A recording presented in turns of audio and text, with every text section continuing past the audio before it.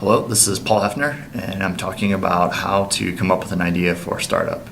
And I think there's lots of things people can do, but I try to break it down into 3 very simple steps. So the first step I have is you can always just go with an easy idea, something that's already been done and something that you just can sort of copy. And I know some people might not like the idea of this, but I think it's why mess with something if you don't need to?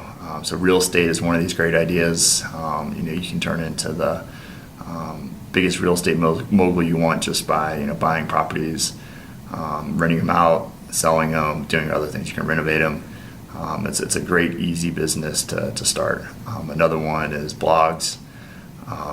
Websites. You can basically just start for free, and maybe $20 once you want to convert it over to making money, and you can really start out really easy. Another one is you can buy an existing business. There might be somebody who's retiring.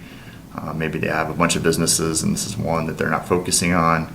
I'm not a big component of buying a business. I think it's better to start it out on your own. But for some people, the risk tolerance and different things may be different where they want to look at buying a business. All those are good ideas, and that's a really simple way to come up with an idea, sort of do what's already done. So I like McDonald's as an example. So Ray Kroc came up with McDonald's, the whole fast food industry. It's basically his idea, and he started it. But I look at all the other businesses that have sort of copied. So Wendy's came up with their idea on it. Even Chipotle wanted a burrito version, or you like chicken, you get Chick-fil-A, and you have all the different businesses that sort of stole his business model. Stole's maybe not the right word, but copied, and were able to do that, to start their own business. So I think that all those businesses are huge businesses that have made tons of money, and it was all because they had an idea that they liked, and they changed it a little bit, made it their own, and changed it to the way they liked it, and then went from there. Another idea, if you're not the copying type, is to brainstorm an idea. And this is something I go into a lot of detail in another video on creating your ideas for a startup. But basically, I think that the key to brainstorming is just to get out there, experience life, talk to people, think of things that you like, think of things you don't like.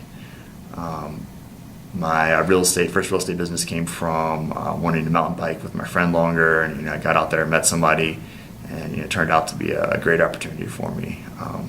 My first website I created was an idea that my wife had.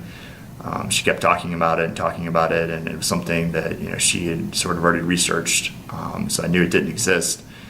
So I thought it would be a great idea because she kept just talking about how somebody needed to create this. So that I used her idea, and even if you don't have that, if anytime you're on an airplane or on the bus, or even standing in line at something, you can ask people or talk to people around you and say, oh yeah, I like to start businesses, or I really want to start a business, I need an idea. And I'm almost positive that half the people you talk to will tell you about their great idea that they have to save the world or to make tons of money. Which brings me to point 3, or I guess step 3, which is evaluating the idea. So every idea you have is not going to be a great one, or one that you should pursue.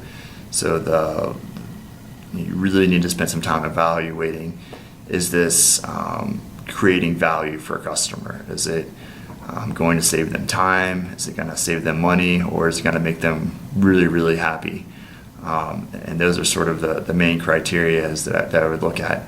The other thing is you should think about how easy or hard it is to implement. So you might have the best idea in the world, solving world hunger or whatever it is, but if it's something that's going to be really hard to do, you might want to spend your time doing something else that's a little easier. I'm not saying you should choose the easiest one.